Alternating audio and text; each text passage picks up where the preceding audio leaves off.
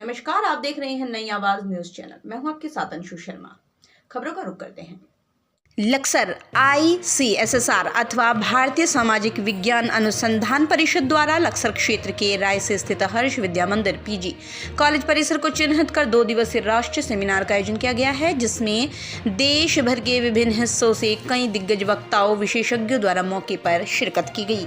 इस दौरान राष्ट्रीय सेमिनार की संयुक्ता डॉक्टर पूनम चौधरी ने कार्यक्रम का संचालन कर संबोधित करते हुए बताया, 21वीं सदी में मुख्य मुद्दा भाषा सहित संस्कृति और साहित्य का है और ये तीनों ही ज्वलंत मुद्दे अपनी पहचान के लिए मौजूदा दौर में सर्वाधिक प्रयासरत हैं।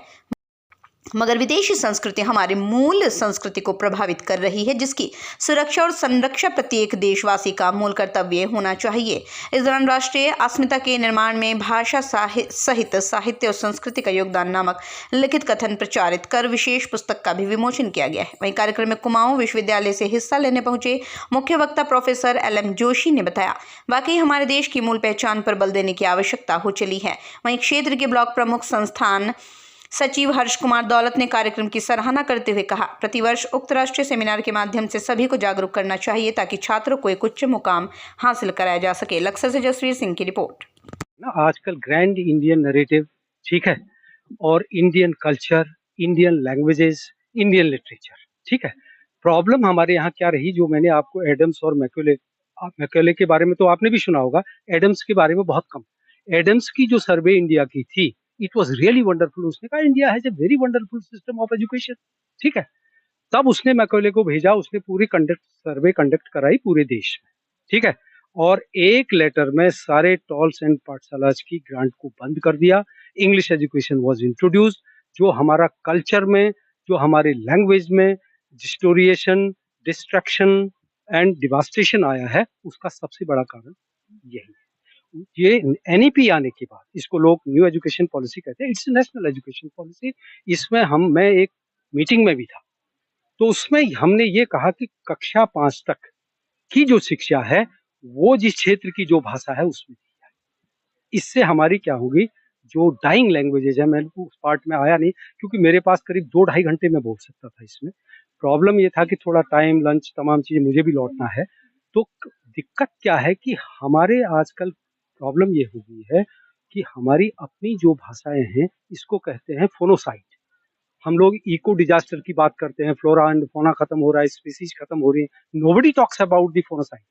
ये भाषाएं खत्म हो रही हैं, ये कोई नहीं जानता। 61 का से लेकर के मैंने 2011 का एग्जाम्पल दिया, हमारी इतनी भाषाएं खत्म, कई भाषाएं they are at the verge of destruction, खत्म, वो एलिमिनेशन, वो वैनिश हो जाएंगी, तो हमारा कल्चर गड़बड़।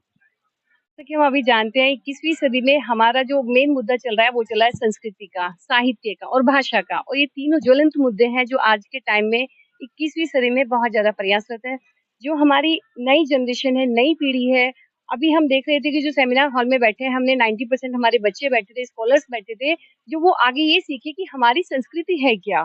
क्योंकि जो वेस्टर्नाइजेशन का, विदेशी संस्कृति का जो प्रभाव बढ़ता जा रहा है और हमारी खुद की जो संस्कृति है वो कहीं ना कहीं खतरे में नजर आ रही है।